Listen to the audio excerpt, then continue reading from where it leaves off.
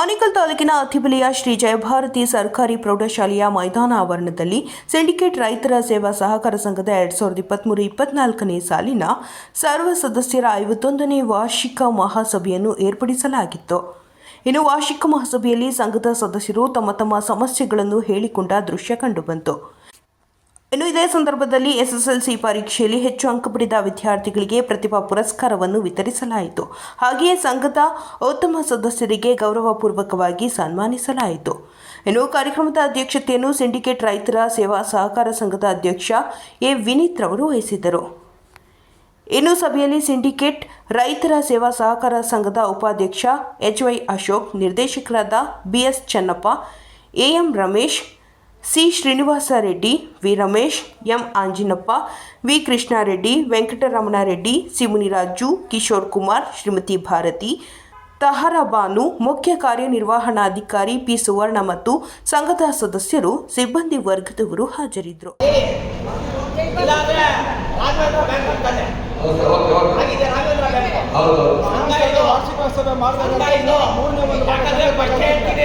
ಮೊನ್ನೆ ಮೀಟಿಂಗಲ್ಲಿ ಹೇಳಿದ್ದೀನಿ, ಇದು ಸುಸ್ತಿ ಆಗ್ತಾ ಇರೋದು ಜಾಸ್ತಿ ಆಗ್ತಾ ಇದೆ. ಅದು ಸುಸ್ತಿ ಆಗ್ತಾ ಇರೋದು ಯಾರಿಂದ ಆಗ್ತಾ ಇರೋದು? ದೊಡ್ಡವರಿಂದಾನೆ, ಕಮ್ಮಿಯವರಿಂದ ಅಲ್ಲ, ರೈತರಿಂದ ಅಲ್ಲ, ಚಿಕ್ಕ ರೈತರಿಂದ ಅಲ್ಲ ಆಗ್ತಾ ಇರೋದು, ದೊಡ್ಡ ರೈತರಿಂದಾನೆ ಆಗ್ತಾ ಇರೋದು. ಸುಸ್ತಿ ಜಾಸ್ತಿ ಕೊಡಬೇಡಿ. ಸುಸ್ತಿ ಜಾಸ್ತಿ ಕೊಟ್ಟಷ್ಟು ಕಾಗದ ಬೇಕಾಗ್ತದೆ. ಕೋಟಿ ಸಾಲ ತಗೊಂಡೋಗಿ ಎಲ್ಲೋ ಹಾಕ್ತಾರೆ, ಬಿಸ್ನೆಸ್ ಮೇಲೆ ಆಗೋದೇ ಅದು. ನೀವು ಮಾಡ್ತಾ ಇರೋದೇನು ಗೊತ್ತಾ? ಸಾಲ ಜಾಸ್ತಿ ಯಾರು ಕಮ್ಮಿದ್ದಾರೋ ಅವ್ನು ಯಾಕೆ ವಸೂಲಿ ಮಾಡ್ತಾರ? ಏನು ಗೊತ್ತಾ? ನಾವು 500 ರೂಪಾಯಿ ಕಟ್ಟಿರೋದು, 100 ರೂಪಾಯಿ ಕಟ್ಟಿರೋದು ಇಲ್ಲಿ ಕೋಟಿ ಗಟ್ಟಲೆ ಆಗಿದೆ. ಕೋಟಿ ಗಟ್ಟಲೆ ಆಗಿರೋದು ಇನ್ನೇನೋ ಪಡೆಯೋಣ. ನಾನು ಬಂದ್ರೆ ಸಾಲ ಕೊಡ್ಬೇಕಂದ್ರೆ 76 ಕೇಳ್ತಾರಲ್ಲ, ಇನ್ನೊಬ್ರು ಬಂದಾಗ ಸಾಲ ಕೇಳಿದ ತಕ್ಷಣ ಲಕ್ಷ ಬರ್ತಾರೆ. ನನಗೆ 50,000 ಕೊಡಲಿ, ನಾನು ಸರಿಯಾಗಿ ತಿಳಿಸ್ತೀನಿ. ಅವ್ರು ಕೊಡುವಾಗ 50 ಲಕ್ಷ ಕೊಟ್ಟರು ಯೋಚನೆ ಮಾಡೋದು. ಆ ಯೋಚನೆ ಮಾಡ್ತಾರೆ. ನಮ್ಮದು ಮಾತ್ರ ಜಮೀನು ಮಾಡ್ಕೊಂಡು ಸಾಲ ಕೊಡ್ತೀರಲ್ಲ, ಅವ್ರು ಯಾಕೆ ತಗೊಳ್ಳಲ್ಲ? ನೀವು ಹಣವನ್ನು ಮಡಗಿದ್ದಾರೆ, ಜಾಸ್ತಿ ಆಗ್ತಾ ಇದೆ.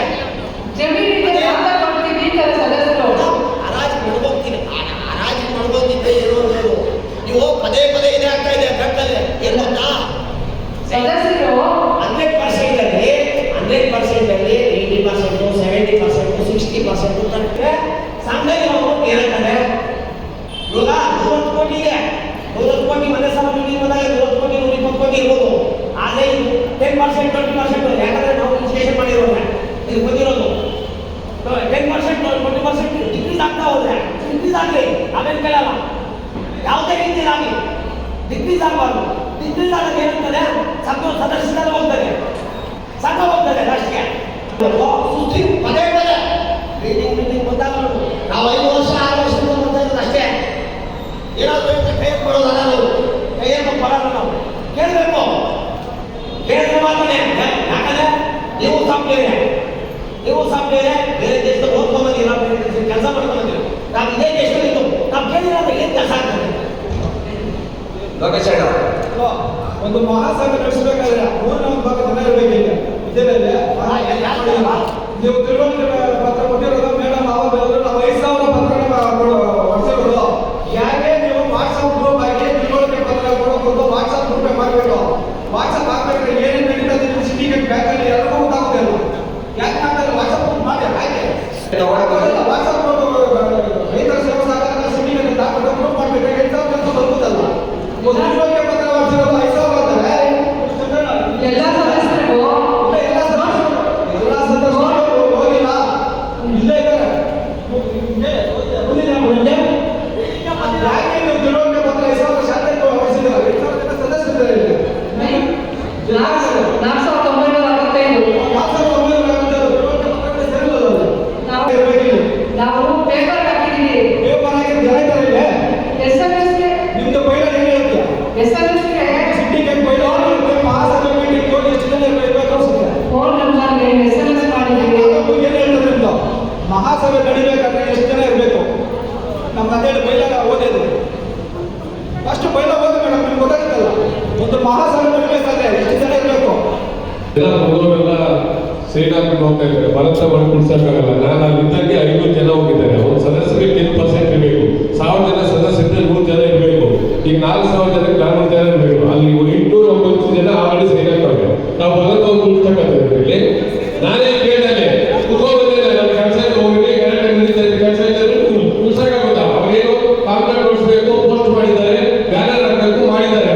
ನೀವು ನಂದು ನೀವು ಸ್ವಂತ ಬಂದರೆ ಮನೆ ಮನೆಗೆ ಹೋಗಿ ಕೊಟ್ಬಿಟ್ಟು ಬರಬೇಕು. ಇದು ರೈತ ಸಂಸ್ಥೆ, ರೈತರಿಗೆ ದುಡ್ಡು ಉಳಿಸ್ಬೇಕು, ಮನೆ ಮನೆಗೂ ಕೊಟ್ಬಿಟ್ಟು ಹೋಗಬೇಕು. ಏನೇನು ತೊಂದರೆ ಆಗಿದ್ರೆ, ನಷ್ಟ ಆಗಿದ್ರೆ, ಇಲ್ಲ ರೈತರಿಗೆ ಅನ್ಯಾಯ ಆಗಿದ್ರೆ ಹೇಳಿ, ಪಾಂಪ್ಲೆಟ್ ಹೆಚ್ಚಿಲ್ಲ, ಜನ ಸಾಯ್ತಾ ಇಲ್ಲ ಅಂತ ಜನ ಉಳಿಸೋಕ್ಕಾಗುತ್ತಾ? ನಾನೇ ನಿಂತ್ಕೊಂಡಿದ್ದೀನಿ ಅಲ್ಲಿ ಈಗ 45 ಮಿನಿಟ್ಸ್ ಆಯ್ತು ಬಂದು 800 ಜನ ಹೋಗಿದ್ದಾರೆ ವಾಪಸ್. ಒಬ್ಬರು ಬಂದಾಗ ಏನ್ ಮಾಡೋಕ್ಕಾಗುತ್ತೆ? ಬೇರೆ ಏನಾದ್ರು ಕೇಳಿ, ಜನ ಸಾಯ್ತಾ ಯಾರು ತಪ್ಪು? ಅವ್ರು ಹೋಗಿ ಕರ್ಕೊಂಡ್ಬರಬೇಕಾಗುತ್ತೆ ಸಿಬ್ಬಂದಿ ಅವರು. ಇವತ್ತು ವಾಟ್ಸಪ್ ಗ್ರೂಪ್ ಮಾಡಿ ಅಪ್ಡೇಟ್ ಇಲ್ಲ. ಈ ವಾಟ್ಸಪ್ ಗ್ರೂಪ್ ಆಗಬೇಕು ಇಷ್ಟೇ. ನನ್ನ ಜನ ಮಾಡಿ ನಾನು 9 ASSN ಗ್ರೂಪ್ ಹೋಗಿದ್ದೀನಿ. ಎಲ್ಲ ಕಡೆ ನಿಮಗೆ ಬರ್ತಾರೆ, ಸೈನ್ ಆಗ್ತಾರೆ. ಅದು ಇದು ಚುನಾವಣೆ ಇರೋದ್ರಿಂದ ಇಷ್ಟು ಜನ ಬರ್ತಾರೆ. ಆ ಚುನಾವಣೆಗೆ ಸೈನ್ ಇಲ್ಲ ಅಂದ್ರೆ ಅಷ್ಟು ಜನ ಗೊತ್ತಾಗಿಲ್ಲ. ನನಗೆ ಗೊತ್ತು ಈಗ, ಯಾಕಂದ್ರೆ ರೈತರಿಗೆ ಏನ್ ಬೇಕಾಗಿರೋದು ಅನುಕೂಲ, ಏನಾದ್ರು ಲೋನ ಏನೋ ಬೇಕಾದ್ರೆ ಕೊಡ್ತಾರೆ, ಜನ ಮಾಡಿ ಕೊಡ್ಬೇಕು, ಸೈನ್ ಹಾಕಕ್ಕೆ ಹೋಗ್ತಾ ಇದ್ದಾರೆ. ಇವಾಗ ಕೇಳಿದೆ ಎಷ್ಟು ಜನ ಗೊತ್ತಾ? ನನ್ನ ಮದುವೆಗಳಿಗೆ ಅದೇ ಕೆಲಸ ಸೈನ್ ಹಾಕಿದ್ದೀನಲ್ಲ ಬಿಡಿ, ನನ್ನ ಕಾಂಟ್ಯಾಕ್ಟ್ ಆಗಿದ್ದೀನಿ. ವಾಟ್ಸಪ್ ಗ್ರೂಪ್ ಮಾಡಬೇಕು ಮಾಡಿ ಗೊತ್ತಾಗಿಲ್ಲ. ಆಯ್ತು ವಾಟ್ಸಪ್ ಗ್ರೂಪ್ ಕೇಳಿದ್ರಲ್ವಾ, ಈಗ ಸುಸ್ತಿ ಸಾಲ ಅಂತಂದ್ಬಿಟ್ಟು ಅದನ್ನ ಈಗ ಲಾಸ್ಟ್ ಅಲ್ಲಿ ಅಂತಿಮವಾಗಿ ಹೇಳ್ತೀನಿ ಅಂತ ಹೇಳ್ತೀರಾ. ಈಗ ಅನುಮೋದನೆ ತಗೋಬಿಡ್ತೀರಾ. ಅನುಮೋದನೆ ತಗೊಳ್ಳೋದಕ್ಕೆ ಮೊದಲು ಇದು ಯಾಕೆ ಈ ಥರ ಇಷ್ಟ ಆಯಿತು ಏನು ಅನ್ನೋದು ಉತ್ತರ ಕೊಟ್ಬಿಟ್ಟು ಆಮೇಲೆ ಅನುಮೋದನೆ ತಗೊಳ್ಳೋದು ಉತ್ತಮ ಅಂತ ಅದ್ರ ಬಗ್ಗೆ ಸ್ವಲ್ಪ ಬ್ರೀಫ್ ಆಗಿ ಹೇಳಿ. ಅಲ್ಲ ಅಷ್ಟೊತ್ತಿಗೆ ಪ್ರೋಗ್ರಾಮ್ ನಿಮ್ಗೆ ಏನು ಬೇಕೋ ಅಷ್ಟು ಮುಗಿಸ್ಕೊಳ್ತೀರಾ ನೀವು. ಮುಗಿಸ್ಕೊಳ್ಳೋದಕ್ಕೆ ಮೊದಲು ಇದ್ರ ಬಗ್ಗೆ ಯಾಕೆ ಇಷ್ಟು ಸುಸ್ತಿ ಸಾಲ ಆಯಿತು, ಏನು ಕಾರಣ, ನಿಮ್ಮ ಬ್ಯಾಂಕಿನ ವೈಫಲ್ಯನ ಇಲ್ಲ ಅಥವಾ ನಿಮ್ಮ ಬ್ಯಾಂಕಿನ ಈ ಕೋರ್ಟ್ ಸಿಬ್ಬಂದಿ ಅವ್ರು ಏನು ಮಾಡ್ತಾ ಇದ್ದಾರೆ, ಅವ್ರಿಗೆ ಬ್ಯಾಂಕಿಂದ ಹಣ ಕೊಡ್ತಾ ಇಲ್ವಾ, ಈಗ ಅವ್ರ ಮೇಲೆ ಸುಸ್ತಿ ಸಾಲ ಪಡ್ಕೊಂಡಿರೋ ಅಂದರೆ ಕೇಸ್ ಹಾಕ್ಬೋದು, ಅಥವಾ ಅವ್ರ ಆಸ್ತಿ ಮುಟ್ಟಿಗೋಲು ಹಾಕೋಬೋದು, ಅವರ ಒಡವೆನ ಹರಾಜು ಹಾಕ್ಬೋದು, ಬೇರೆ ಬೇರೆ ಮಾನದಂಡಗಳಿದೆ. ಅದರಲ್ಲಿ ನೀವು ಏನು ಯೂಸ್ ಮಾಡಿದ್ದೀರಾ ಈಗ ಇದ್ರ ಬಗ್ಗೆ ಇದಕ್ಕೆ ಉತ್ತರ ಕೊಟ್ಬಿಟ್ಟು ಆಮೇಲೆ ನೆಕ್ಸ್ಟ್ ಇದಕ್ಕೆ ಅನುಮೋದನೆ ಕೊಡ್ಬೇಕು. ಸೃಷ್ಟಿ ಮಾಡ್ಕೊಂಡಿಲ್ಲ ಅದನ್ನೋರಿಗೆ ಅವ್ರು ಆಗ್ತಾ ಇಲ್ಲ ಅಂದ್ರೆ ಅವ್ರನ್ನ ಮುಗೋರು ಕೇಸ್ ಹಾಕಕ್ಕೆ ಆಲ್ರೆಡಿ ಅವ್ರಿಗೆ ಇನ್ಫಾರ್ಮೇಶನ್ ಕೊಟ್ಟಿದ್ದೀನಿ, ಕೇಸ್ ಹಾಕಿ ಅಂತಾನೂ ಹೇಳಿದ್ದೀನಿ, ಕೋರ್ಟಲ್ಲಿ ಆಲ್ರೆಡಿ ಇದು ಮಾಡಿ ಅಂತಾನೂ ಹೇಳಿದ್ದೀನಿ. ನಾವು ಆದಷ್ಟು ರೈತರು ಅಂದ್ಬಿಟ್ಟು ಒಂದು ಸಾಫ್ಟ್ ಕಾರ್ನರ್ ತೋರಿಸ್ತಾ ಇದ್ದೀವಿ ಅಷ್ಟೇ. ಇವಾಗ ಸಾಲ ತಗೊಳೋದು ನೀವೇ, ಸಾಲ ಕಟ್ಟಬೇಕಾಗಿರೋದು ನೀವೇ. ನೀವು ಕಟ್ಟಿದ್ರೆ ಸಂಸ್ಥೆ ಉದ್ಧಾರ ಆಗೋದು, ನೀವು ಕಟ್ಟಿಲ್ಲ ಅಂದ್ರೆ ಸಂಸ್ಥೆ ಉದ್ಧಾರ ಆಗೋದು ಅಷ್ಟೇ. ಸುಸ್ತಿ ಮಾಡೋದು ಅವರು ದೊಡ್ಡ ರೈತರು ಸಣ್ಣ ರೈತರು ಅಂತ ಏನಿಲ್ಲ, ಎಲ್ಲ ರೈತರು ಒಂದೇ. ಅವ್ರು ಸಾಲ ಕೇಳ್ಕೊಂಡ್ಬಂದ್ರೆ ನಾವು ಸಾಲ ಕೊಡ್ತೀವಿ. ಕಟ್ಟಬೇಕಾಗಿರೋದು ನೀವೇ ಅಲ್ವಾ? ನೀವು ಕಟ್ಟಿಲ್ಲ ಅಂದ್ರೆ ನಾವು ನೋಟಿಸ್ಗಳು ಕಳಿಸ್ತೀವಿ. ನೋಟಿಸ್ 3 ನೋಟಿಸ್ ಕಳಿಸಿದೀವಿ, 5 ನೋಟಿಸ್ ಆಗಿದೆ, ಇಷ್ಟೊಂದು ನೋಟಿಸ್ ಆಗಿದೆ. ತಿರ್ಗಾ ನೋಟಿಸ್ ಕಳಿಸಿದ್ದು ಎಲ್ಲ ಎಂಪ್ಲಾಯ್ ಜೊತೆ ರಿಕವರಿಗೆ ಅವ್ರವ್ರ ಮನೆಗಳಿಗೆ ಡೈರೆಕ್ಟರ್ಸು ಅವ್ರವ್ರ ಊರಲ್ಲಿ ಹೋಗಿದ್ದಾರೆ. ಇವಾಗ ಇಂಚನೂರಲ್ಲಿ ಕಿಶೋರ್ ಅವರವರು ಎಲ್ಲರ ಮನೆಗಳಿಗೂ ಹೋಗಿದ್ದಾರೆ. ಕಟ್ಟೂರಲ್ಲೂ ಅವ್ರವ್ರು ಎಲ್ಲೆಲ್ಲ ಹೋಗ್ಬೇಕು ಎಲ್ಲರೂ ಹೋಗಿದ್ದಾರೆ. ಆದ್ರೂ ರೈತರು ಕಟ್ತಾ ಇಲ್ಲ ಅಂದ್ರೆ ನಾನು ಅವ್ರು ಹೇಳಿದೆ, ಹೋಗೋದು ಕೇಳಿ, ಕೇಳ್ಕೊಳೋದು ಕೇಳಿ, ಹೇಳಿ ಈ ಥರ ಆಗುತ್ತೆ ಅಕಸ್ಮಾತ್ ಕಟ್ಟಿಲ್ಲ ಅಂತ ಹೇಳಿದ್ವಿ. ಇವಾಗ ಅವ್ರು ಹಂಗೂ ಕಟ್ತಾ ಇಲ್ಲ ಅಂದ್ರೆ ನಮ್ಗೆ ಕೇಸ್ ಹಾಕಿದ್ರೆ ಇನ್ನೇನ್ ಮಾಡಕ್ಕೂ ಆಗಲ್ಲ. ಸೊ ನಾವು ಮುಟ್ಗೋಳ ಹಾಕೊಂಡ್ಲೇಬೇಕು. ಕಾಪಾಡಿರುವ ಅತ್ಯಜನ ನೀವೇ ಅರ್ಥ ಮಾಡ್ಕೊಳ್ಳಿ. 10 ಜನ ಯಾಕೆ ಗೊತ್ತಿಲ್ಲ, 10 ಜನ ಮೀನ 90 ಜನ ಮೀನ, ಅದನ್ನ ಅರ್ಥ ಮಾಡ್ಕೊಳ್ಳಿ. 90 ಜನ ಉಳಿಬೇಕಂದ್ರೆ 10 ಜನ ಕೊಡಬೇಕು. ಯಾಕೆ ಕೊಡಬಾರ್ದು? ಅವ್ನೇನು ನೋಡ್ಕೊಂಡೆ ನೀವು ಇಟ್ಕೊಂಡಿದ್ದೀರಲ್ಲ, ಅವ್ರು ಜಾಗ ನೋಡ್ಬಿಟ್ಟೆ ಕೊಟ್ಟಿರೋದು. ಗೊತ್ತಿದ್ದೀರಾ? ಅವ್ರ ಹತ್ರ ವಸೂಲಿ ಮಾಡೋದು ಗೊತ್ತಿಲ್ಲ. ವಸೂಲಿ ಮಾಡಕ್ ಅವ್ರ ಮನೆಗಳಿಗೆ ಹೋಗಿ ಕೇಳಿದ್ದೀವಿ. 5 ಲಕ್ಷ ತಾಕತ್ತೀನಿ, ನಾನು 5 ಲಕ್ಷ ಕೇಳ್ತೀನಿ. 5 ಲಕ್ಷ ಕೇಳೋ 50 ಲಕ್ಷ ಕೊಟ್ರೆ ಕೊಡೋದು ತಪ್ಪು. ನೀವು ಕಷ್ಟ ಅದಾಲೋಚನೆ ಮಾಡಿಲ್ಲ, ನೀವು ಮಾಡಿರೋದೇ ಇದೆ ಕಷ್ಟವು. ಇದು ಬಿಸ್ನೆಸ್ ಬಿಲ್ಡ್ ಮಾಡಿದಾಗ ಏನಾಗಿದೆ ಗೊತ್ತಾ? ಅವ್ರಿಗೆ 5 ಲಕ್ಷ ತಾಕತ್ತಿದೆ, 5 ಲಕ್ಷ ಕಟ್ಬೋದು. ಅವ್ನು 5 ಲಕ್ಷ ಕಟ್ತಾನೆ, ಅವ್ನು 50 ಲಕ್ಷ ಕೊಟ್ಟಿರ್ತೀರ, ಅವ್ರು ಯಾವ ರೀತಿ ಕಟ್ತಾನೆ? ಇವಾಗ ಆಗಿರೋದೆಲ್ಲ ಸೃಷ್ಟಿ ಎಲ್ಲ ಇದೆ. ಸೃಷ್ಟಿ ಆಗೋದೇ ಮೇನ್ ಇದು, ಇದರಿಂದಾನೇ ಸೃಷ್ಟಿ ಆಗಿರೋದು. ಫಸ್ಟ್ ಅದ ಏನು ಗೊತ್ತಾ? ಮುಂಚೆಗಾದ್ರು ಇಂಥವ್ರು ಸಾಲ ಕೊಡಬೇಕಾದ್ರೆ ಒಂದು ಭಯಕರ ತಿಳ್ಕೊಳ್ಳಿ. ಅವ್ರಿಗೆ ಎಷ್ಟು ಬರ್ತದೆ, ಆದಾಯ ಎಷ್ಟು ಬರ್ತದೆ, ಯಾವ ಊರಿನಿಂದ ಬರಲಿ, ಒಂದು 50,000 ಮಿನಿಮಮ್ ಬಂದರೆ 5 ಲಕ್ಷ ಕೊಡ್ಬೋದು. 10 ಲಕ್ಷ ಕೊಡಬೇಕಂದ್ರೆ ಅವ್ರಿಗೆ ಎಷ್ಟು ಕೊಡ್ಬೋದು? ಮಾಡಿ ಸರ್. ಅಧ್ಯಕ್ಷ ಈಗ ಹೇಳಿದ್ರು 5 ಲಕ್ಷದ ಮೇಲೆ ಯಾಕೆ ಕೊಡಬೇಕು? ಇಲ್ಲೆಲ್ಲ ರೈತರಿದೆ. ನನಗೆ ಈಗೇನು ಟಾರ್ಗೆಟ್ ಮಾಡಿದ್ರೆ ನೀವು 2 ಲಕ್ಷ ಆಯಿತು, 5 ಆಯಿತು, 10 ಆಯಿತು, 15 ಆಯಿತು, 15 ಒಬ್ಬ ರೈತರಿಗೆ 30 ಲಕ್ಷ ಕೊಡಬೇಕು ತೀರ್ಮಾನ ಆಯಿತು. ಈಗ ನಿಮ್ದು ಜಮೀನು 1 ಎಕರೆ ಇದೆ, ನನಗೆ 30 ಲಕ್ಷ ಕೊಡೋದು ನೀವು ಗೊತ್ತಿದೆಯಾ? ನಾನು ಕೊಡೋದು 5 ಎಕರೆ ಏನು ಹೇಳ್ತೀನಿ, ನೀನು ಜನರಲ್ ಬಾಡಿಯಲ್ಲಿ 30 ಆಗುತ್ತೆ, ನನ್ನ ಜಮೀನು ಇದೆ, ಶೀಟ್ ಏನು ಕೊಡ್ತಾ ಇಲ್ಲ, ನಿಮ್ಮ ಬ್ಯಾಂಕ್ನ ನಮ್ಮದು ಕೂಡ ಯಾಕೆ ಕೊಡ್ತೀವಿ, ನೀವು ಕಟ್ಟಲ್ಲ, ನಾವೇನ್ ಮಾಡ್ಬೇಕು, ನೋಟಿಸ್ ಕೊಡಿಸ್ತೀವಿ. ನೋಟಿಸ್ ಆದ್ಮೇಲೆ ಏನಾಗುತ್ತೆ, ಮೇಯರ್ಗೆ ಕೇಸ್ ಯಾರಿಗೂ 50 ಲಕ್ಷ ಕೊಟ್ಟಿಲ್ಲ, 20 ಲಕ್ಷ 20 ಲಕ್ಷ 50 ಆ 25 ಎಷ್ಟೋ ಜನ ಕೊಟ್ಟಿಲ್ಲ. ಈಗ ನನ್ನ ಹತ್ರ ಜನ ಕಂಪ್ಲೇಂಟ್ ಮಾಡಿದ್ದಾರೆ, ಜನರಲ್ ಬಾಡಿಗೆ 25 ಲಕ್ಷ ಕೇಳಿದ್ರಿ, 30 ಬಿಟ್ಟಿಗೆ ಹೋದ್ರೆ 5 ಕೊಡ್ತಾರೆ ಅಂತ ನೋಡಪ್ಪ. ನಿಮ್ಮ ಆದಾಯ ಎಷ್ಟೇನು, ನಿಮ್ಮ ಆದಾಯ ಎಷ್ಟೇನು ಅಷ್ಟು ಕೊಡ್ತಾ ಇದ್ದಾರೆ. ನೀವು ಜಮೀನು ಇರ್ಬೋದು, ಕೆಲವರಿಗೆ ನಾನು ಕೊಟ್ಟಾಗ ಕೊಟ್ಬಿಟ್ಟಿದ್ದೀರಿ, ಅವಾಗ 10 ಲಕ್ಷ 15 ಲಕ್ಷ. ನಂತರ ಹೋಗಿ ಕೇಳಿದ್ರೆ ಏನ್ ಹೇಳಿ ಗೊತ್ತಾ, ನಾವು ಜಮೀನು ಬಾಡಿಗೆ ಮಾಡ್ಕೊಂಡಿದ್ದೀರಿ, ಹೋಗಿ ಆದಾಯ ಮಾಡ್ಕೊ ಹೋಗಿ, ಇಲ್ಲಂದ್ರೆ ನಾನು ಮಾತಾಡ್ಕೊಡ್ತೀನಿ. ಒಂದು ಕಂತು ಕಟ್ಟಿಲ್ಲ, ಸದಸ್ಯ ಕೊಡ್ಬೇಕಾದ್ರೆ ಒಂದು ಕಂತು ಕಟ್ಟಿಲ್ಲ, ಅದೇ ಏನೇ ಆಗಿಲ್ಲ. ಆ ಥರನೇ 2 ಕೋಟಿ 2 ಕೋಟಿಗೆ ಮರ್ಯಾದೆ ಹೋಗಿದ್ದಾರೆ, ಉಸುಲಾಗ್ತಾ ಇಲ್ಲ. ಈಗ ಕೋರ್ಟಲ್ಲಿ ಕೇಸ್ ಹಾಕಿದೆ, ಕೊಟ್ಟಿಲ್ಲ ಅಂದ್ರೂ ಹೇಳ್ತೀವಿ, ಕೊಟ್ಟರೆ ಯಾರು ಕೊಟ್ಟರೆ 25 ಲಕ್ಷ ಅಂತೀರ, ರೈತರು ಕೊಡ್ಬೇಕು ಅಂತ ಹೇಳೋದು ನೀವೇ, ಯಾಕೆ ಕೊಟ್ಟರೆ ಅವ್ರು 5 ಲಕ್ಷ ಮೇಲೆ ಅಂತೀರ. ಕೊಟ್ಟರೆ ಯಾರು 100 ಜನ ಇದ್ರೆ ಇಟ್ಕೊಳ್ಳೋದು ಒಂದು 50 ಜನ, ಅದ್ರಲ್ಲಿ 45 ಜನ ಚೆನ್ನಾಗಿ ಕಟ್ತಾರೆ, 5 ಜನ ಕಟ್ಟೋದಿಲ್ಲ, ಅದು ಸೃಷ್ಟಿ ಆಗುತ್ತೆ. ಅಂತವ್ರು ಇರ್ತಾರೆ ಎಲ್ಲ ಸೊಸೈಟಿಯಲ್ಲಿ. ಈಗ PNB ಬ್ಯಾಂಕ್ ಇರ್ಬೋದು, PMFS ಇರ್ಬೋದು, 100 ಜನರು ಸೃಷ್ಟಿ ಆಗಲ್ಲ, 100 ಜನರು ಕೆಟ್ಟೋಗಲ್ಲ, 100 ಜನರು ಒಳ್ಳೆಯಲ್ಲ, ಅದು 90 ಜನ ತೆಗೆದು ವಾಪಸ್ ಬರ್ತಾರೆ. ಇನ್ನು 5 ಜನ ಸಿಗೋತಾರೆ ಅಂತವ್ರು. ಜಮೀನು ಕೊಟ್ಟಿಲ್ಲ, ಸಿಡಿ ಕೊಟ್ಟಿದ್ಯಾ, ಕಟ್ಟಡ ಹೋಗು, ಆಕಾರ ಕೊಡ್ತೀನಿ ಹೋಗು ಅಂತ ಏನ್ ಮಾಡ್ತಾರೆ. ಅವಾಗ ಯಾರು 50 ಲಕ್ಷ ಕೊಟ್ಟಿಲ್ಲ, 25 ಲಕ್ಷ ಮೇಲೆ ಕೊಟ್ಟೇ ಇಲ್ಲ, ಜಮೀನು ನೋಡೇ ಕೊಡೋದು. ಎಲ್ಲರೂ ನೋಡಿದ್ರೆ ಕೊಟ್ಟಿಲ್ಲ ಅಂದ್ರೆ ನೀವು ಮುಂದೆ ಬರ್ತಾರೆ, ಕರೆಕ್ಟ್ ಆಗುತ್ತೆ ನೀನೆ. ಈಗ ನೀವು 25 ಲಕ್ಷ ಹೇಳ್ತೀಯ, ಕೊಟ್ಟಿಲ್ಲ ಅಂತ ಹೇಳ್ತೀಯ, ಜಮೀನು ಕೊಡ್ತಾ ಇದ್ದೀನಿ ಕೊಡೋಕೆ, ಈಗ ನೀವು ಕಟ್ಟಲ್ಲ, ಕಟ್ಟಕ್ಕೆ ಮಾವಾಗ ಮನೆ ನೀವು ಬರೋದು. ಈಗೆಲ್ಲ ನಾವು ಅನುಭವಿಸಿದ್ವಿ, ನಾನು 10 ವರ್ಷ ಅಲ್ಲಿ ಡೈರೆಕ್ಟ್ ಆಗಿ ಅಧ್ಯಕ್ಷರಾಗಿ ಅನುಭವಿಸಿದ್ರಿ. ಅಲ್ಗೂ ನಾನು ಹೋದಾಗೆಲ್ಲ ಹೇಳ್ತಾ ಇದ್ದೀನಿ, MP ಮಾಡ್ಬೇಡಿ, ಕಳ್ಸ್ಕೊಡಿ ಅಂದ್ಬಿಟ್ಟು. ಕೆಲವು ಸಿಗೋದ್ರೆ ಏನ್ ಮಾಡೋಕ್ಕಲ್ಲ, ರೈತರು ಎಲ್ಲ ಕೆಟ್ಟವ್ರು ಇರೋಲ್ಲ, ಒಂದು 5 ಜನ ಸಿಗೋತಾರೆ ಅಂತವ್ರು. ಅದು ನೆಕ್ಸ್ಟ್ ಒಂದು ರಸ್ತೆ ಇದೆ, ಆ ಕಡೆ ಒಂದು ಮನೆ ಸೈಡ್ ಇಟ್ಕೋಬಹುದು. ನಾಳೆನೇ ಬರ್ತೀವಣ್ಣ, ಅಥವಾ ನಾಳೆ ನಾಳೆ ಓಕೆ ಓಕೆ, ಸೂಕ್ತವಾದ ಸಲಹೆ ಇದು. ನೀವು ಪರಿಶೀಲನೆ ಮಾಡಿ ತೀರ್ಮಾನ ತಗೊಳ್ಳಿ. ಮೇಡಮ್ ಮೇಲೆ ಯಾರು ನಾವೇನು ಪ್ರೆಸರ್ ಮಾಡೋಲ್ಲ, ಅವ್ರ ಸಂಸ್ಥೆ, ನಮ್ಮ ಸಂಸ್ಥೆ, ನಿಮ್ಮ ಸಂಸ್ಥೆ. ಆಮೇಲೆ ಸೂಕ್ತವಾದ ಒಂದು ಶೌಚಾಲಯವನ್ನು ಮಾಡಿ ಸೊಸೈಟಿಗೋಸ್ಕರ, ಆಮೇಲೆ ಆ ಮಳಿಗೆಗಳಿಗೋಸ್ಕರ. ಚನ್ನಾಪುರದಲ್ಲಿ ಈಗ ಏನು ಮಳಿಗೆಗಳಿರ್ತವೆ, ಬ್ಯಾಂಕ್ನವ್ರಿಗೆ ಒಂದಿದೆ, ಮಳಿಗೆಗಳವ್ರಿಗೆ ಮತ್ತು ರೇಷನ್ದವರಿಗೆ ಸೂಕ್ತವಾದ ಶೌಚಾಲಯ ಇಲ್ಲ. ಅದು ಸರಿಯಾದ ರೀತಿಯಲ್ಲಿ ನಡೆಸ್ಕೊಂಡು ಹೋಗ್ತಲ್ಲ, ಏನಾದರೂ ಕಡೆ ಶೌಚಾಲಯ ಮಾಡಬೇಕು ಅಂತ ವ್ಯವಸ್ಥೆ ಮಾಡಿ. ಯಾಕಂದ್ರೆ ಆಮೇಲೆ ಬಡ ಕುಟುಂಬ ಮತ್ತು ಕಾರ್ಮಿಕ ವರ್ಗ ಆ ಭಾಗದಲ್ಲಿ ತುಂಬಾ ಜನ ಕಾಡ್ತಾ ಇರ್ತಾರೆ, ವಲಸೆ ಕಾಡ್ತಾ ಇರ್ತಾರೆ. ಈಗ ಏನ್ ಗೊತ್ತಾಗಿದೆ, ಸರ್ಕಾರಗಳು ಕೇಂದ್ರ ಮತ್ತು ಕರ್ನಾಟಕ ಸರ್ಕಾರಗಳು ಯಾವರು ಎಲ್ಲಿ ಬೇಕಾದರೂ ರೇಷನ್ ತಗೋಬಹುದು ಅಂತ ಒಂದು ಆದೇಶ ಮಾಡಿದ್ದಾರೆ.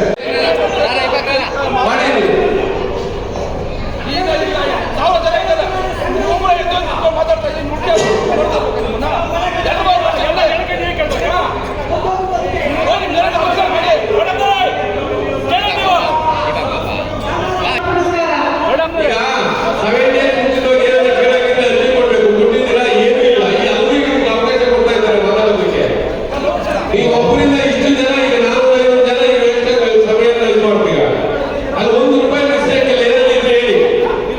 ಪ್ರಾಮಾಣಿಕವಾಗಿ ಕೆಲಸ ಮಾಡ್ತಾ ಇದ್ದಾರೆ, ಸಿಬ್ಬಂದಿ ಅವರು ಬೋರ್ಡ್ ಕೆಲಸ ಮಾಡ್ತಾ ಇದ್ದಾರೆ. ಒಬ್ಬರಿಂದ ಹಾಳು ಮಾಡಬೇಡಿ ಸಭೆನ. ನೋಡಿ ಸರ್, ನಿಮಗೆ 7 ಡೇಸ್ ಲಿಖಿತದಲ್ಲಿ ಕೊಟ್ಟಿದ್ದೀರಾ? ಎಲ್ಲ ಮಾಡಿಬಿಟ್ಟು ಒಬ್ಬೊಬ್ಬರಿಂದ ನಷ್ಟ ಆಗ್ತದೆ. ನಷ್ಟ ಆಗೋದು ಯಾರು ಬೇರೆಯವ್ರಲ್ಲ. ಈಗ ಚನ್ನಾಪುರದಲ್ಲಿ ಬ್ಯಾಂಕ್ ಶಾಖೆ ಮಾಡಿ ಅಂತ ಒತ್ತಾಯ ಮಾಡೋದು ಶಾಖೆ ಮಾಡಿದ್ವಿ. ಎಷ್ಟು ಅಕೌಂಟ್ ಆಗಿದೆ? ಒಂದು ಅಕೌಂಟ್ ಇಲ್ಲ, ಒಂದು ಟರ್ನೋವರ್ ಇಲ್ಲ. ಅಲ್ಲ 50,000 ರೂಪಾಯಿ ಸಾಲ ಇದ್ದಾರೆ ಬ್ಯಾಂಕಲ್ಲಿ ಇಟ್ಟಿದ್ದೀರಿ. ಏನು ಮಾಡಿದ್ದೀರಿ? ಯಾರು ಡಿಸೈಡ್ ಮಾಡಿದ್ದೀರಾ? ಯಾರು ವ್ಯವಹಾರ ಮಾಡ್ತಾ ಇದ್ದೀರಾ? ಅದೇ ಹನ್ನೆರಡರಲ್ಲಿ ರೂಪಾಯಿ ಲಕ್ಷಾಂತರ ರೂಪಾಯಿ ವ್ಯವಹಾರ ಮಾಡ್ತಾ ಇದ್ದೀರಿ. ಚಂದಾಪುರದಲ್ಲಿ ಏನಾದ್ರು ಇರ್ತದ? ಒಬ್ಬ SBI ಅಕೌಂಟ್ ಮಾಡಿಲ್ಲ, ಒಬ್ಬ ಫಿಕ್ಸೆಡ್ ಮಾಡಿಲ್ಲ, ಟ್ರಾನ್ಸಾಕ್ಷನ್ ಇಲ್ಲ, ಒಬ್ಬ ಲೋಕಲ್ ಬೇರೆ ಇಟ್ಟಿದ್ದೀರಿ 60,000 ಶಾಲೆ ಬೇರೆ. ಅವ್ರು ಬಾಡಿಗೆ ಕೊಟ್ಟಿದ್ದ 1 ಲಕ್ಷ ಬಾಡಿಗೆ ಅವರು.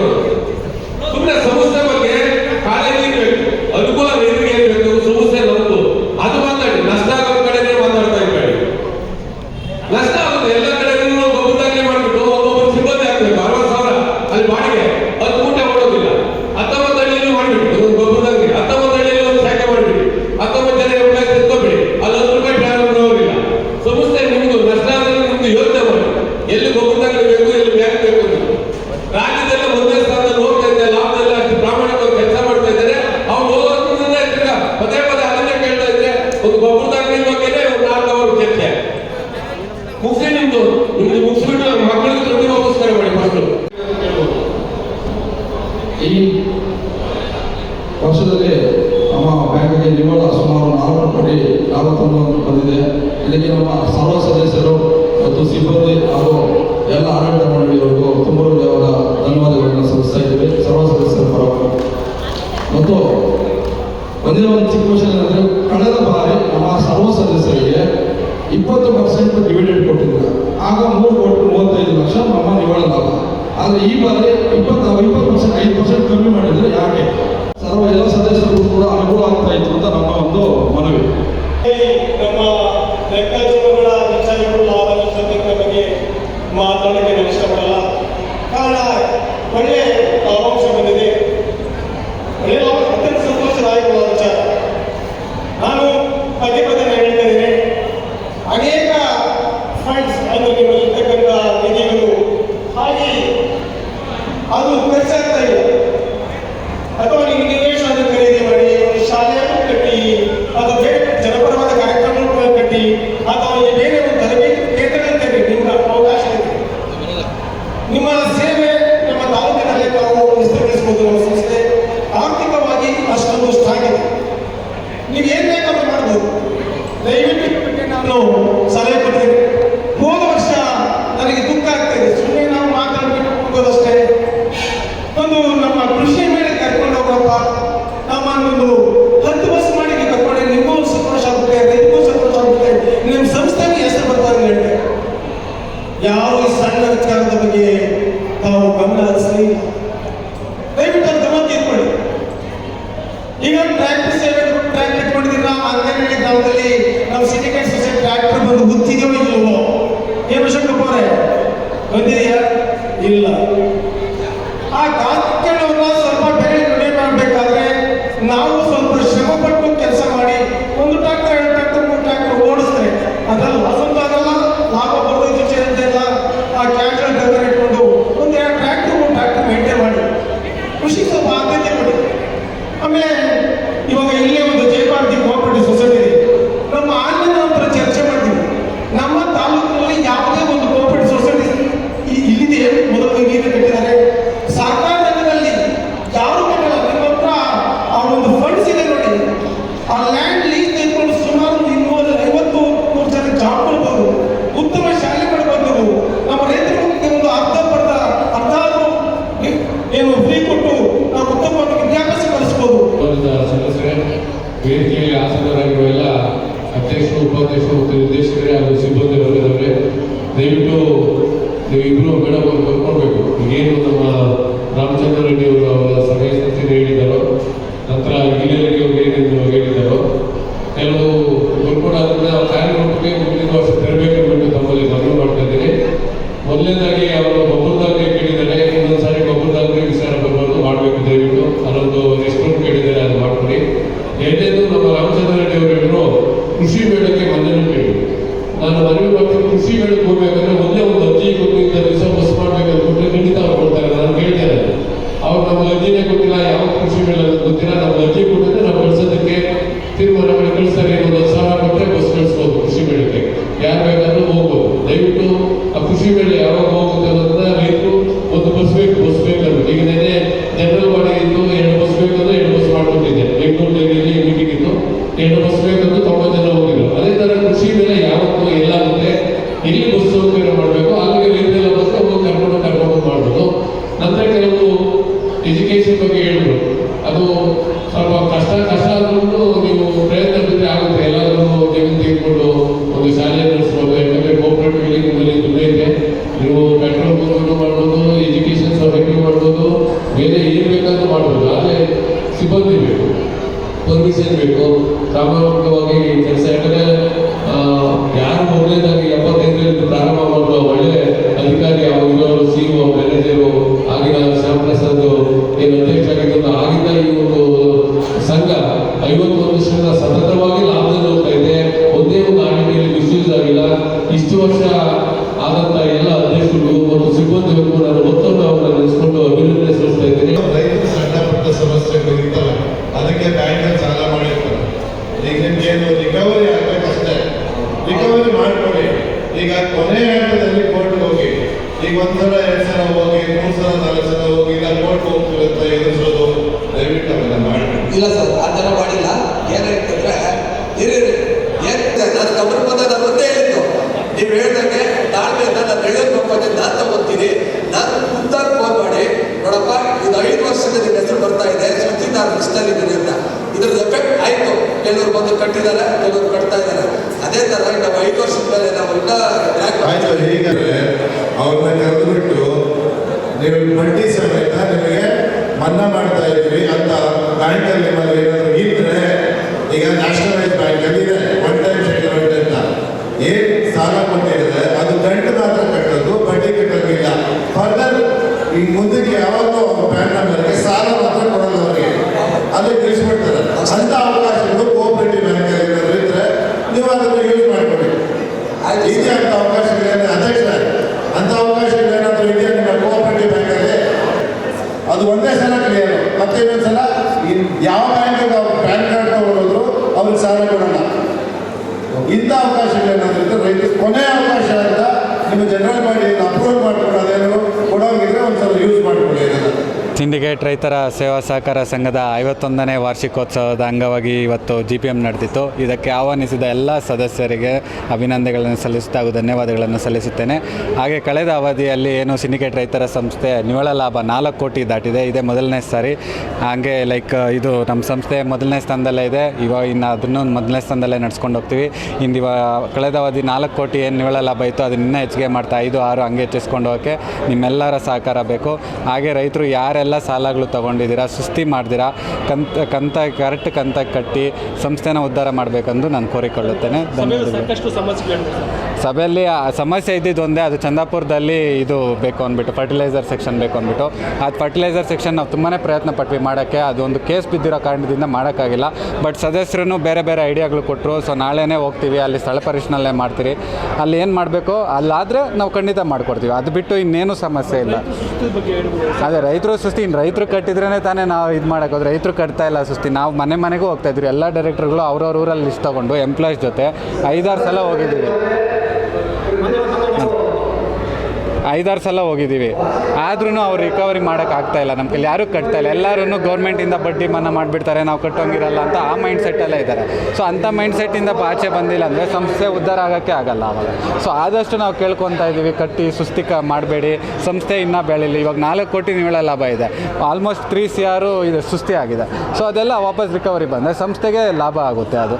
ಸೊ ಅದು ರೈತರು ಸ್ವಲ್ಪ ಅರ್ಥ ಮಾಡಿಕೊಂಡು ಟೈಮ್ಗೆ ಕಟ್ಟಿದ್ರೆ ಸಂಸ್ಥೆಗೂ ಬೆನಿಫಿಟ್ ಆಗುತ್ತೆ. ತಿರ್ಗಾ ಅವ್ರಿಗೆ ತಿರ್ಗಾ ಮರು ಸಾಲ ಕೊಡೋಕ್ಕೆ ನಮಗೂ ಈಸಿ ಆಗುತ್ತೆ. ಹೌದು, ಕಂಪ್ಲೀಟಾಗಿ ಅವ್ರದ್ದೇನೇ ಇದ್ರು ಲಾಸ್ಟ್ ಇಯರ್ ಅರ್ಜಿ ಕೊಟ್ಟಿದ್ರಲ್ಲಿ ಯಾವುದು ಪೆಂಡಿಂಗ್ ಇರಲಿಲ್ಲ. ಒಂದೇ ಒಂದು ಪೆಂಡಿಂಗ್ ಇದ್ದಿದ್ದು ಅದು ಗೊಬ್ಬರದ ಮಾತ್ರ. ಆ ಗೊಬ್ಬರನೂ ಪ್ರಾಬ್ಲಮ್ ಆಗಿದ್ದು, ಬಿಕಾಸ್ ಕೇಸ್ ಏನೋ ಇದೆ ಅದಕ್ಕೆ ಪ್ರಾಬ್ಲಮ್ ಆಗಿದ್ದು. ಅದು ಬಿಟ್ಟರೆ ಇನ್ನೇನು ಪ್ರಾಬ್ಲಮ್ ಇಲ್ಲ. ಬಟ್ ಈ ಸಲ ಆ ಕೇಸ್ದು ಅವರೇ ಪಾಪ ಬಂದು ಐಡಿಯಾಗಳು ಕೊಡ್ತಾ ಇದ್ದಾರೆ, ಹಿಂಗೆ ಮಾಡಿ ಅಂತ. ಸೊ ನಾಳೆನೇ ಹೋಗ್ತೀವಿ, ಸ್ಥಳ ಪರಿಶೀಲನೆ ಮಾಡ್ತೀವಿ, ಏನು ಮಾಡಬೇಕೋ ಅದನ್ನು ಮಾಡ್ತೀವಿ ನಾವು. Thank you. 51ನೇ ವಾರ್ಷಿಕೋತ್ಸವ ಸಭೆಯನ್ನು ರೈತರ ಸಹಕಾರ ಸೇವಾ ಸಂಘದ ವತಿಯಿಂದ ಇವತ್ತು ಜಯಭಾರತಿ ಶಾಲೆಯ ಆವರಣದಲ್ಲಿ ಬಹಳ ವಿಜೃಂಭಣೆಯಿಂದ ಈ ಸುತ್ತಮುತ್ತಲಿನ ಸದಸ್ಯರುಗಳೆಲ್ಲ ಬಂದು ಭಾಗವಹಿಸಿ ಭಾಳ ಚೆನ್ನಾಗಿ ಅವರ ಕೋರಿಕೆಗಳನ್ನು ಹೇಳಿದ್ರು. ಅದನ್ನು 100% ಈಡೇರಿಸ್ತೀರಿ. ಯಾಕಂದರೆ ಉತ್ತಮವಾಗಿ ರಾಜ್ಯದಲ್ಲಿ ಪ್ರಥಮ ಸ್ಥಾನವನ್ನು ಪಡೆದಿರ್ತಕ್ಕಂಥ ನಮ್ಮ ರೈತರ ಬ್ಯಾಂಕು, ಯಾಕಂದರೆ ವರ್ಷಕ್ಕೆ 4 ಕೋಟಿ 50 ಲಕ್ಷ ಲಾಭವನ್ನು ಪಡ್ಕೊಂಡಿದ್ದೀರಿ. ಮತ್ತು ಯಾರು ಸುಸ್ತು ಬಡ್ಡಿಯನ್ನು ಕಟ್ಟಿದೆಯಲ್ಲ ಅವ್ರು ದಯವಿಟ್ಟು ಬಂದು ಕಟ್ಟಿ ಇನ್ನೂ ಉನ್ನತವಾದಂಥ ಮಟ್ಟದಲ್ಲಿ ಒಂದು ರೈತರ ಬ್ಯಾಂಕ್ ಮುಂದೆ ಹೋಗುತ್ತೆ. ಯಾಕಂತ ಹೇಳಿದ್ರೆ ಭಾಳ ಸದಸ್ಯರು ಒಳ್ಳೊಳ್ಳೆ ಪ್ರಶ್ನೆಗಳು ಕೇಳಿದ್ರು. ಯಾಕಂದರೆ ರೈತರಿಗೆ ಅನುಕೂಲ ಆಗಬೇಕು, ಮತ್ತು ಇಲ್ಲಿರ್ತಕ್ಕಂಥ ನಾಗರಿಕರಿಗೆ ಅನುಕೂಲ ಆಗಬೇಕಂತ ಹೇಳ್ಬಿಟ್ಟು ಶಾಲೆ ಕಟ್ಟಡವನ್ನು ಕಟ್ಟಿ ಅಂತ ಹೇಳಿದ್ದಾರೆ. ಮತ್ತು ಇನ್ನೂ ಅನೇಕ ರೀತಿಯಾದಂಥ ಒಂದು ಒತ್ತಡಗಳನ್ನು ಹೇಳಿದ್ದಾರೆ. ನಾವೆಲ್ಲ ಆಡಳಿತ ಮಂಡಳಿಯವರು ಕೂತ್ಕೊಂಡು ಮಾತಾಡಿ ಮೇಲಧಿಕಾರಿಗಳಿಗೆ ತಿಳಿಸಿ ಒಳ್ಳೆಯ ಒಂದು ಅಭಿವೃದ್ಧಿ ಕಾರ್ಯಗಳಲ್ಲಿ ರೈತರಿಗೆ ಆದಂಥ ಉತ್ತಮವಾದಂಥ ಒಂದು ಅಭಿವೃದ್ಧಿ ಕಾರ್ಯಗಳಲ್ಲಿ ಕೈಗೊಳ್ತೀರಿ ಅಂತ ಹೇಳ್ಬಿಟ್ಟು ಇವತ್ತು ನಾನು ಈ ಸಭೆಯಲ್ಲಿ ಹೇಳ್ತೇನೆ. ಜೈ ಮಾಡೋಣ. ಅವರು 24ನೇ ಸಾಲಿನ ರೈತರ ಸೇವಾ ಸಹಕಾರ ಸಂಘದ 51ನೇ ವಾರ್ಷಿಕ ಮಹಾಸಭೆಯನ್ನು ಏರ್ಪಡಿಸಲಾಗಿದ್ದು, ಸರ್ವ ಸದಸ್ಯರು ಈ ಒಂದು ಸಭೆಗೆ ಎಲ್ಲರೂ ಆಗಮಿಸಿ ಈ ಒಂದು ಕಾರ್ಯಕ್ರಮವನ್ನು ಯಶಸ್ವಿಗೊಳಿಸಿದ್ದಾರೆ. ಅವ್ರಿಗೆಲ್ಲರಿಗೂ ನಾನು ಧನ್ಯವಾದ ತಿಳಿಸ್ತೇನೆ. ಹಾಗೆಯೇ ಸದಸ್ಯರು ಅವರಿಗೆ ರೈತರಿಗೆ ಬೇಕಾದಂಥ ಸವಲತ್ತುಗಳನ್ನು ಪ್ರಶ್ನೆಗಳನ್ನು ಕೇಳಿ ಆಡಳಿತ ಮಂಡಳಿಯಲ್ಲಿ ಮನವಿ ಮಾಡಿಕೊಂಡಿದ್ದಾರೆ. ಅವರ ಭರವಸೆ ಬೇಡಿಕೆಗಳನ್ನು ಈಡೇರಿಸುವಂಥ ಭರವಸೆಯನ್ನು ಕೊಟ್ಟಿದ್ದೇವೆ, ಬೇಡಿಕೆಗಳನ್ನು ಈಡೇರಿಸ್ತೇವೆ. ಹಾಗೆಯೇ ಸಂಘದಲ್ಲಿ ಸಿಗ್ತಕ್ಕಂಥ ಸೌಲಭ್ಯಗಳನ್ನು ಎಲ್ಲವನ್ನು ರೈತರು ಬಳಸ್ಕೊಂಡು ಸದುಪಯೋಗ ಪಡಿಸ್ಕೊಳ್ಬೇಕಂತೇಳಿ ಸಂಘವನ್ನು ಇನ್ನೂ ಉತ್ತುಂಗಕ್ಕೆ ತಗೊಂಡೋಗ್ಬೇಕಂತೇಳಿ ನಾನು ಅವರಲ್ಲಿ ಮನವಿ ಮಾಡ್ತಾ, ಸಂಘದಲ್ಲಿ ಸುಮಾರು 1600 ಜನ ಸಾಲ ತೆಗೆದುಕೊಂಡು ಅವರಿಗೆ 35 ಕೋಟಿ ಸಾಲವನ್ನು ವಿತರಿಸಲಾಗಿದೆ. ಅವರು ಮುಂದೆ ಇನ್ನೂ ಅದೇ ರೀತಿಯಾಗಿ ಪಡ್ಕೊಂಡು ಅಭಿವೃದ್ಧಿ ಪಡ್ಕೊಂಡು ಸಂಘಕ್ಕೆ ಯಾವ ರೀತಿಯಾಗಿ ಸಾಲವನ್ನು ಪಡ್ಕೊಂಡಿದ್ದಾರೆ ಅದೇ ರೀತಿಯಾಗಿ ಪಾವತಿ ಹಿಂತಿರುಗಿಸಬೇಕಾಗಿ ನಾನು ಅವರಲ್ಲಿ ಮನವಿ ಮಾಡ್ತಾ ನನ್ನ ಮಾತುಗಳನ್ನು ಮಾತಾಡಲು ಅವಕಾಶ ಕೊಟ್ಟಂತೆ ಎಲ್ರಿಗೂ ವಂದಿಸ್ತಾ ನನ್ನ ಮಾತನ್ನು ಮುಗಿಸ್ತೇನೆ. ಇವತ್ತ 1ನೇ ಸಿಂಡಿಕೇಟ್ ಸೇವಾ ಸಹಕಾರ ಸಂಘ ರೈತರ ವಾರ್ಷಿಕೋತ್ಸವ ಸಭೆಗೆ ಆಗಮಿಸಿರ್ತಕ್ಕಂಥ ಎಲ್ಲ ಸದಸ್ಯರಿಗೂ ಮತ್ತು ಆಡಳಿತ ಮಂಡಳಿ ಮತ್ತು ಸಿಬ್ಬಂದಿಯವರಿಗೂ ಧನ್ಯವಾದಗಳು ಅರ್ಪಿಸುತ್ತಾ, ನಮ್ಮ ವಿನೂತ್ ಅವರ ಅಧ್ಯಕ್ಷತೆಯಲ್ಲಿ ನಮ್ಮ ಬ್ಯಾಂಕ್ ಸುಸೂತ್ರವಾಗಿ ನಡೀತಾ ಇದೆ. ಈಗ ಸುತ್ತಮುತ್ತಲ 19 ಹಳ್ಳಿಗಳ ರೈತರು ಈ ಬ್ಯಾಂಕ್ನಲ್ಲಿ ಸಿಗತಕ್ಕಂಥ ಟ್ರ್ಯಾಕ್ಟರ್ ಸೌಲಭ್ಯ ಆಗಲಿ, ಸಾಲ ಸೌಲಭ್ಯ, ಬೆಳೆ ಸೌಲಭ್ಯ ಎಲ್ಲ ಪಡ್ಕೊಂಡು ಸದುಪಿಕೊಂಡು ಸಕಾಲಕ್ಕೆ ಸಾಲ ಕಟ್ಟಿ ಬ್ಯಾಂಕ್ನ ಯಶಸ್ಸು, ಬ್ಯಾಂಕು ನಿಮ್ಮದೇ, ಬ್ಯಾಂಕ್ ನೀವು ಸಾಲ ತಗೊಂಡು ನೀವು ಕಟ್ಟಿದ್ರೆ ನಿಮಗೂ ಅನುಕೂಲ, ಎಲ್ಲರಿಗೂ ಅನುಕೂಲ ಆಗುತ್ತೆ ಅಂತ ಕೇಳ್ಕೊಳ್ಳುತ್ತಾ ಸಭೆಗೆ ಆಗಮಿಸಿ ಎಲ್ಲರಿಗೂ ಧನ್ಯವಾದಗಳು ಅರ್ಪಿಸ್ತಾ ನಮಸ್ಕಾರಗಳು. 51ನೇ ವಾರ್ಷಿಕ ಮಹಾಸಭೆ ನಮಗೆಲ್ಲ ತಿಳಿದಿರೋ ಹಾಗೆ ರೈತರು ದೇಶದ ಬೆನ್ನೆಲುಬು. ರೈತರು ಮನಸ್ಸು ಮಾಡಿದ್ರೆ ಏನು ಬೇಗ ಮಾಡ್ಬೋದು ಅನ್ನೋದಕ್ಕೆ ಇದೇ ನಮ್ಮ ಬ್ಯಾಂಕೇ ಸಾಕ್ಷಿ. ನಮ್ಮ ಹತ್ತಿಬೆಲೆ ಸಿಂಡಿಕೇಟ್ ರೈತರ ಸೇವಾ ಸಹಕಾರ ಸಂಘ ಇವತ್ತು ಕರ್ನಾಟಕ ರಾಜ್ಯದಲ್ಲೇ ನಂಬರ್ 1 ಬ್ಯಾಂಕ್ ಆಗಿ ಹೊರಹೊಮ್ಮಿದೆ. ಯಾಕೆ? ರೈತರು ಅವ್ರು ಬಂದಿರೋ ಷೇರು ಬಂಡವಾಳದಿಂದ ಹಾಕಿ ಅವ್ರು ಕೊಟ್ಟಿರೋ ಸೇವಿಂಗ್ಸಿಂದ ಅದರಲ್ಲಿ ಬಂದಿರೋ ಬಂಡವಾಳದಿಂದ ಮಾಡಿ ಇವತ್ತು ನಮ್ಮ ಹತ್ತಿಬೆಲೆ ಸಿಂಡಿಕೇಟ್ ರೈತರ ಸಹಕಾರ ಸಂಘದ ಬ್ಯಾಂಕು ರಾಜ್ಯದಲ್ಲೇ ಪ್ರಥಮ ಸ್ಥಾನದಲ್ಲಿದೆ. ಅದೇ ರೀತಿಯಾಗಿ ಈ ಬ್ಯಾಂಕಿಗೆ ತುಂಬ ವರ್ಷಗಳಿಂದ 51 ವರ್ಷದ ಮಹಾಸಭೆ ಅಂತ ಹೇಳಿದ್ರೆ ಎಷ್ಟೋ ಜನ ನನ್ನ ಹಗಲಿರುಳು ಶ್ರಮ ವಹಿಸಿ ಈ ಬ್ಯಾಂಕನ್ನು ಈ ಮಟ್ಟಕ್ಕೆ ತಂದಿದ್ದಾರೆ. ಹತ್ತತ್ರ 200 ಕೋಟಿ ಮೇಲೆ ಲಾಭ ಗಳಿಸಿರೋ ನಮ್ಮ ಬ್ಯಾಂಕ್ಗೆ ನಮಗೆ ಹೆಮ್ಮೆಯ ವಿಚಾರ. ಎಷ್ಟೋ ಕೋಆಪರೇಟಿವ್ ಬ್ಯಾಂಕ್ಗಳು ಸಕ್ಸಸ್ ಆಗ್ತಾ ಇಲ್ಲ, ಆದರೆ ನಮ್ಮ ಬ್ಯಾಂಕ್ ಈ ಮಟ್ಟಕ್ಕೆ ಹೋಗ್ತಾರೆ ಕಾರಣ ಇಲ್ಲಿ ನಡೀತಾ ಇರೋ ಅಧ್ಯಕ್ಷತೆ, ಇಲ್ಲಿ ನಡೀತಾ ಇರೋದು ಆಡಳಿತ ರೂಢ ಎಲ್ಲ ಚೆನ್ನಾಗಿದೆ. ಇದೇ ರೀತಿಯಾಗಿ ಇವತ್ತು ತುಂಬ ರೈತರು ಅವರು ಹುಮ್ಮಸ್ಸಿಂದ ಕ್ವಶನ್ಸು ಪ್ಲಸ್ ಅದೇ ಥರ ಆಗಲಿ ಸಜೆಷನ್ಸ್ ಕೊಡ್ತಾಯಿದ್ರು. ಅದನ್ನು ನಾವು ಯಾವುದೇ ರೀತಿ ಅದು ನೆಗೆಟಿವ್ ಆಗಲಿ ನಾವು ತೊಗೊಳ್ತಾ ಇಲ್ಲ. ಆ ಸಜೆಷನ್ಸ್ ತೊಗೊಂಡಿದ್ದೀವಿ. ನೆಕ್ಸ್ಟು ನಾವು ನಮ್ಮ ನಾರ್ಮಲ್ ಮೀಟಿಂಗಲ್ಲಿ ನಾವು ಇಟ್ಬಿಟ್ಟು ಅದನ್ನು ಪ್ರಾಸೆಸ್ ಮಾಡಿ ಅದನ್ನು ಕಾರ್ಯರೂಪಕ್ಕೆ ತರೋಂಗೆ ಮಾಡ್ತೀವಿ. ನಾನು ಇವತ್ತು ನಾವು ಈ ಬಾಡಿ ಕೂತ್ಕೊಂಡು 1 ವರ್ಷ ಆಯಿತು. ನಾವಿನ್ನೂ 4 ವರ್ಷ ಇರ್ತೀವಿ. ಆ 4ನೇ ವರ್ಷ 2ನೇ ವರ್ಷದಲ್ಲಿ ಅವರ ರೈತರು ಏನೇನು ಸಜೆಷನ್ಸ್ ಕೊಟ್ಟಿರೋ ಅದನ್ನು ಕಾರ್ಯಗತ ತಂದು ನೆಕ್ಸ್ಟ್ ಇದೇ ಮೀಟಿಂಗ್ ಬಂದು ನಾವು ಭೇಟಿ ಆಗೋಣ. ಅದೇ ರೀತಿಯಾಗಿ ನಮ್ಮ ಅಧ್ಯಕ್ಷರಾದ ವಿನೂತ್ ಅವರು, ಅವ್ರ ಉಪಾಧ್ಯಕ್ಷರಾದ ಅಶೋಕ್ ರೆಡ್ಡಿ ಅವರ ಘನಾಧ್ಯಕ್ಷತೆಯಲ್ಲಿ ನಡೆದ ಈ ವಾರ್ಷಿಕ ಮಹಾಸಭೆಗೆ ಸುಸೂತ್ರವಾಗಿ ನಡೆಸಿಕೊಟ್ಟಾಗ ನಮ್ಮ ಆಡಳಿತ ಮಂಡಳಿಯವರಿಗೂ ಹಾಗೂ ನನ್ನ ಎಲ್ಲ ಮಾಧ್ಯಮ ಮಿತ್ರರಿಗೂ ಅವರಿಗೆ ಧನ್ಯವಾದಗಳು ತಿಳಿಸುತ್ತಾ ನಾನು ಇವತ್ತು ಬ್ರೇಕ್ ತೊಗೊಳ್ತಾ ಇದ್ದೀನಿ. Thank you. ಈ ಮಾಗಡಿಯಲ್ಲಿ ನಮ್ಮದು ಕ್ಯಾಂಪ್ ಆಫೀಸು ಬಿಲ್ಡಿಂಗ್ ಓಪನ್ ಬಂದಿದ್ದರು. ಆವತ್ತು ನಾವು ಒಂದು ಡಿಮ್ಯಾಂಡ್ ಇಕ್ಕಿದ್ರಿ, ಹಾಲಿನ ರೇಟ್ ಜಾಸ್ತಿ ಮಾಡಬೇಕು, ಬೇರೆ ಸ್ಟೇಟಲ್ಲೆಲ್ಲ ಜಾಸ್ತಿ ಐತೆ, 50, 55, 60 ರೂಪಾಯಿ ಮಾರ್ತಾಯಿದ್ದಾರೆ, ನಾವು 40 ರೂಪಾಯಿ ಮಾರ್ತಾಯಿದ್ದೀರಿ, ಗ್ರಾಹಕರಿಗೆ 5 ರೂಪಾಯಿ ಜಾಸ್ತಿ ಮಾಡಿ ಆ 5 ರೂಪಾಯಿನ ರೈತರಿಗೆ ಮಾಡಬೇಕಂತ ಹೇಳಿದ್ದೀರಿ. ಅವರೊಂದು 2 ರೂಪಾಯಿ 3 ರೂಪಾಯಿ ಮಾರ್ತೀರಿ, KMF ಅಧಿಕಾರಿಗಳನ್ನ ಬೋರ್ಡ್ ಡೈರೆಕ್ಟರ್ಗಳನ್ನ ಕರೆದು ಪರಿಶೀಲನೆ ಮಾಡಿ ಮಾಡ್ತೀನಿ ಅಂತ ಹೇಳಿದ್ದಾರೆ. ಅದು ಯಾವತ್ತಿಂದ ಮಾಡ್ತಾರೋ ಗೊತ್ತಿಲ್ಲ. ಒಟ್ಟು ನಮ್ಮ ಉದ್ದೇಶ, ನನ್ನ ವೈಯಕ್ತಿಕವಾಗಿ ಹೇಳಬೇಕಾದ್ರೆ 5 ರೂಪಾಯಿ ಜಾಸ್ತಿ ಮಾಡಬೇಕು. 5 ರೂಪಾಯಿ ಜಾಸ್ತಿ ಮಾಡಿದ್ರೆ ರೈತರಿಗೆ ಅವ್ರು ಕೊಟ್ಟಾಗ್ತಾ ಇರೋದು, ಈಗ ಕೊಡ್ತಾ ಇರೋ ದುಡ್ಡು ಸಾಲ್ತಾ ಇಲ್ಲ. 45 ರೂಪಾಯಿ ಆದ್ರೂ ಗ್ರಾಹಕರು ಯಾರೂ ಇದು ಮಾಡೋದಿಲ್ಲ. ಆಲ್ಕೋಹಾಲ್ಗೆ ಈಗ 100-200 ರೂಪಾಯಿ ಜಾಸ್ತಿ ಮಾಡ್ತಾ ಇದ್ದಾರೆ ನಾನು ಮಾತಾಡ್ತಾರೆ. ಹಾಲ್ಗೆ 1000 ml ಮಾಡಿದ್ರೆ ಏನು? ಅದು ಪ್ರತಿನಿತ್ಯ ಬೇಕಾಗಿರೋದು, ಪ್ರತಿ ಮನೆಗೂ ಬೇಕು, ಪ್ರತಿಯೊಬ್ಬರಿಗೂ ಬೇಕು. ಹಾಲಿಗೆ ಜಾಸ್ತಿ ಮಾಡಿದ್ರೆ ಯಾರು ಸ್ಟ್ರೈಕು ಮಾಡೋದಿಲ್ಲ, ಗಲಾಟೆ ನಿನ್ನೆ ಕೂಡ ಹೇಳಿದ್ರು, ವಿಜಯೇಂದ್ರ ಗಲಾಟೆ ಮಾಡ್ತಾ ಇದ್ದಾರೆ. ವಿಜಯೇಂದ್ರ ಹೇಳಿದ್ದು ಗ್ರಾಹಕರಿಗೆ ಜಾಸ್ತಿ ಮಾಡಬೇಡಿ, ಬೇಕಾದರೆ ರೈತರಿಗೆ ಜಾಸ್ತಿ ಮಾಡಿ ಅಂತ ಹೇಳಿದ್ದಾರೆ. ವಿಜಯೇಂದ್ರ ಅವರು ಯಾವತ್ತೂ ರೈತರಿಗೆ ವಿರುದ್ಧವಾಗಿ ಏನು ಮಾತಾಡ್ತಾ ಇಲ್ಲ. ನಾನು ನಿನ್ನೆ ಫೋನ್ ಮಾಡಿ ಕೇಳಿದ್ದೀನಿ, ರೈತರಿಗೆ ಮಾಡೋಂಗಿದ್ರೆ ಮಾಡಿ, 2 ರೂಪಾಯಿ ಅಲ್ದಿದ್ರೆ 5 ರೂಪಾಯಿ ಮಾಡಿ, ಇನ್ನು ಗ್ರಾಹಕರಿಗೂ ಜಾಸ್ತಿ ಮಾಡ್ತೀನಿ ಅಂತ ಇದ್ದಾರೆ. ಅದಕ್ಕೆ ನಾನು ಹೇಳಿದ್ದೀನಿ, ಸ್ಟೇಟ್ಮೆಂಟ್ ಕೊಟ್ಟಿದ್ದೀನಿ. ಇವತ್ತು ನಮ್ಮ ಸಿಂಡಿಕೇಟ್ ರೈತರ ಸೇವಾ ಸಹಕಾರ ಸಂಘದ ಇವತ್ತು 51ನೇ ವಾರ್ಷಿಕೋತ್ಸವ. ಈ ವಾರ್ಷಿಕ ಮಹಾಸಭೆಗೆ ಕನಿಷ್ಠ ಅಂದನು ಒಂದು 2000 ಜನ ಮೇಲೆ ಬಂದಿದ್ದಾರೆ. ಇವತ್ತು ಇಡೀ ರಾಜ್ಯದಲ್ಲಿ, ನಮ್ಮ ಜಿಲ್ಲೆಯಲ್ಲೆಲ್ಲ ರಾಜ್ಯದಲ್ಲೇ ಮೊದಲನೇ ಸ್ಥಾನದಲ್ಲಿ. ಪ್ರತಿ ವರ್ಷ ಒಂದು VSS ಅನ್ನು ಕೇವಲ 19 ಗ್ರಾಮಗಳಲ್ಲಿಂದ VSS ಅನ್ನು 4 ಕೋಟಿ ನಿವ್ವಳ ಲಾಭ ಬಂದಿದೆ. 4 ಕೋಟಿ ನಿವ್ವಳ ಬರೋದಕ್ಕೆ ಎಷ್ಟು ಶ್ರಮ, ಎಷ್ಟು ಪ್ರಾಮಾಣಿಕವಾಗಿ ಕೆಲಸ ಮಾಡಿದ್ದಾರೆ ಸಿಬ್ಬಂದಿಯವರು, ಆಡಳಿತ ಮಂಡಳಿಯವರು. ಇದುವರೆಗೂ ನನಗೆ ಗೊತ್ತಿರೋ ಹಾಗೆ ಒಂದು 25 ವರ್ಷದಿಂದ ನಾನು ಸತತವಾಗಿ ಬ್ಯಾಂಕಲ್ಲಿದ್ದೀನಿ. ಒಂದು ವರ್ಷ ಆಡಿಟ್ ರಿಪೋರ್ಟಲ್ಲಿ ಒಂದು ದುರುಪಯೋಗ ಇಲ್ಲ, ಒಂದು ಸಾರಿ ನಷ್ಟ ಇಲ್ಲ, ಎಲ್ಲ ಲಾಭ, ಎಲ್ಲ ಸೌಕರ್ಯ ಕೊಡ್ತಾಯಿದ್ದಾರೆ. ಇವತ್ತು ಬಿದಿರುಗುಪ್ಪೆಯಲ್ಲಿ ಶಾಖೆ ಮಾಡಿದ್ದೀರಿ, ಇವತ್ತು ಅಂದೇನಹಳ್ಳಿಯಲ್ಲಿ ಶಾಖೆ ಮಾಡಿದ್ದೀರಿ, ಚಂದಾಪುರದಲ್ಲಿ ಶಾಖೆ ಮಾಡಿದ್ದೀರಿ. ನಂತರ ಪಡಿತರ ಚೀಟಿಗಳನ್ನು ಇವತ್ತು ರಾಮಸಾಗರದಲ್ಲಿ, ಈಲೆಲ್ಗೆಯಲ್ಲಿ, ಲಕ್ಷ್ಮೀ ಸಾಗರದಲ್ಲಿ ಎಲ್ಲ ಅನುಕೂಲ ಒಂದೇ ಹತ್ರ ಹೋಗ್ಬೇಕಾಯ್ತು ಚಂದಾಪುರಕ್ಕೆ. ಈಗ ಸಪ್ರೇಟ್ ಮಾಡಿದ್ದೀರಿ. ಇವತ್ತು ಕೂಡ ಗೊಬ್ಬರದ ಅಂಗಡಿ ಬೇಕಂತ ಹೇಳಿದ್ದಾರೆ ಈಲೆಲ್ಗೆ ಅವರು ಚಂದಾಪುರದಲ್ಲಿ. ನೆಕ್ಸ್ಟ್ ಮಂತು ಅಲ್ಲಿ ಗೊಬ್ಬರವನ್ನು ಸ್ಟಾರ್ಟ್ ಮಾಡ್ತಾರೆ. ನಂತರ ನೀರಿನ ತೊಟ್ಟಿ ಕೇಳಿದ್ದಾರೆ, ಅದನ್ನು ಸಹ ಅವರು ಒಪ್ಕೊಂಡಿದ್ದಾರೆ. ಆಮೇಲೆ ದಾನ ಧರ್ಮ ನಿಧಿಯಲ್ಲಿ ಸರ್ಕಾರಿ ಶಾಲೆಗಳಿಗೆ ಶುದ್ಧ ನೀರಿನ ಘಟಕ ಮಾಡಬೇಕು, ಪ್ರತಿ ವರ್ಷ ಒಂದೊಂದು 2 ಗ್ರಾಮಕ್ಕೆ, ಅದಕ್ಕೂ ಒಪ್ಕೊಂಡು ಹೋಗ್ತಾರೆ ಆಡಳಿತ ಮಂಡಳಿಯಲ್ಲಿ. ಒಂದು VSS ಅನ್ನು ಏನು ಮಾಡೋದಕ್ಕೆ ಬೇಕು ಸಾಧ್ಯ ಆಯಿತು ಅದಕ್ಕೆ ಶಕ್ತಿ ಮೀರಿ ಇವರು ಅನುಕೂಲ ಮಾಡ್ತಾ ಇದ್ದಾರೆ. ರೈತರು ಅದೇ ಥರ ಸಾಲ ತೆಗೆದುಕೊಂಡು ಮರುಪಾವತಿ ಮಾಡ್ತಾ ಇದ್ದಾರೆ. ಕೆಲವು ಸಹ ರೈತರು ಮರುಪಾವತಿ ಮಾಡಿಲ್ಲ, ಅವರಲ್ಲಿ ನಾನು ಮನವಿ ಮಾಡ್ತಾಯಿದ್ದೀನಿ, ಸೃಷ್ಟಿ ಆಗ್ಬೋದು.